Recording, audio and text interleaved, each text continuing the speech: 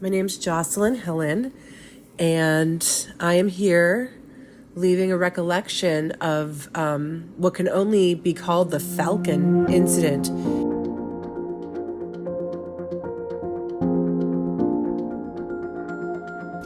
My name is Kyle Longsdorf, and I am a former house manager at Arcade Comedy Theater.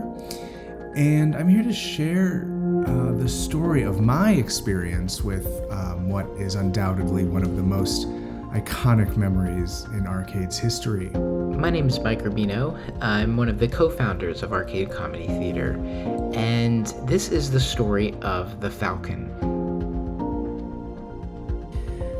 This was back, 2014, 2015 at 811 Liberty.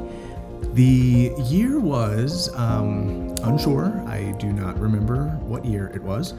So it was our anniversary weekend in 2016. This would have been Arcade's third anniversary. And we were gearing up for a very big weekend of shows like we do every time we have an anniversary. And as part of that anniversary that year, Penny Arcade, which was our children's improv matinee show. It happened at 1 o'clock on Saturdays. With an experience as intense as this, they say that when you experience a trauma, that your brain is going to block out parts of it to protect you going forward. So you might have to fill in a couple blanks. I was on Penny Arcade at the time, and our show was at noon or 1 p.m., something for the kiddies. And it was a Saturday afternoon. It was still wintry outside, and Penny Arcade was over. All the kids had left. And I was house managing at that time for Penny Arcade. And the show had just ended and the audience had left. And right about when the last few people were leaving, these reports started coming in. And somebody came inside the building. It either was either was somebody out in the street, or it might have been an audience member that had just left. But somebody came back in and said, "Hey, I want you to know there's glass all over the sidewalk." That day, I had gotten Rockstar parking in front of 811 Liberty. My car was parked directly in front of the front doors of the theater, which was, parking downtown, all I could ask for. They were saying that glass was falling from the sky, and that's exactly what was happening. Big pieces of glass were falling from the sky and shattering onto the sidewalk and onto Liberty Avenue. And I came out of the door and looked at my car, and my first thought is that there had been a icy microburst of some sort that had exploded ice all over my car, or had frosted my car in some way. And I want to say Chris Leone came out of the front door around the same time, and I was like, "Hey, Chris, is this ice? What is this?"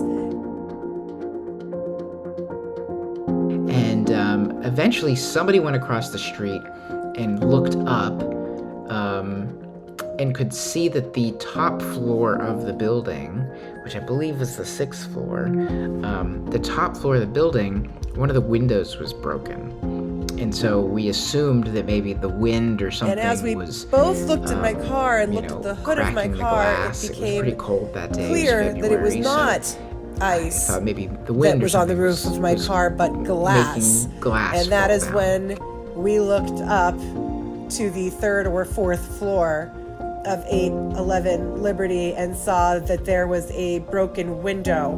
so just a little background about 811 Liberty. The only functioning business in this large multi-story building was Arcade, and it was only using the first floor and the basement, and there were 6 or 7 other floors above that, and they were all closed off. And for the time that Arcade was there, nobody had been using those floors. Glass had exploded out of the broken window, showered down onto the sidewalk and on top of my car.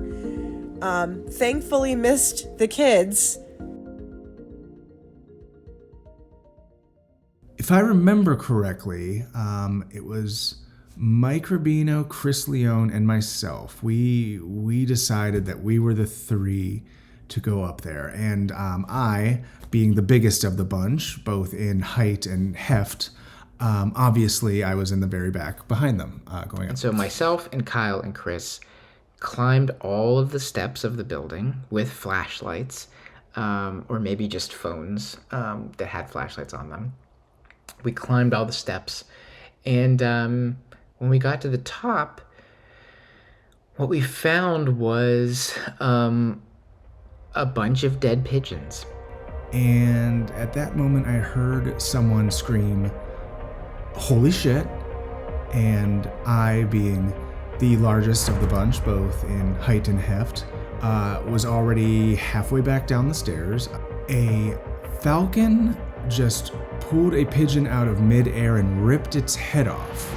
And a falcon that was flying all around the top floor, fluttering up against all the windows, trying to get out. And it was poking the windows, poking the glass, breaking it with its beak, and flapping its wings like crazy. Lo and behold, there is a falcon flying around like it owns the place, and was trying to get back out, but kept hitting the window and breaking it and shooting glass everywhere, like a big dumb bird, big stupid nasty bird, and that's what was causing the glass to fly out. So, looking around the room, it must have been there for a very, very long time, because there were dead pigeons everywhere. It was nasty. Birds are nasty. Dead birds are even nastier. We immediately left. None of us were in the mood to try and catch a falcon. And I believe we called the Cultural Trust and Trigate, which I think is the facilities manager that they work with. And they came by with essentially a bunch of cardboard. I don't really know what happened with the falcon after that. I know it eventually got captured.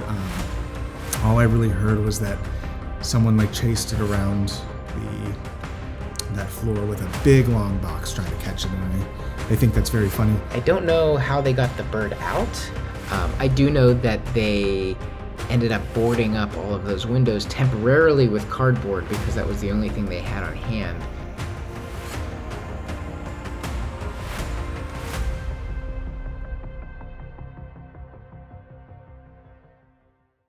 Obviously, glass was harder to deal with than ice, and I think Chris helped me clean it off.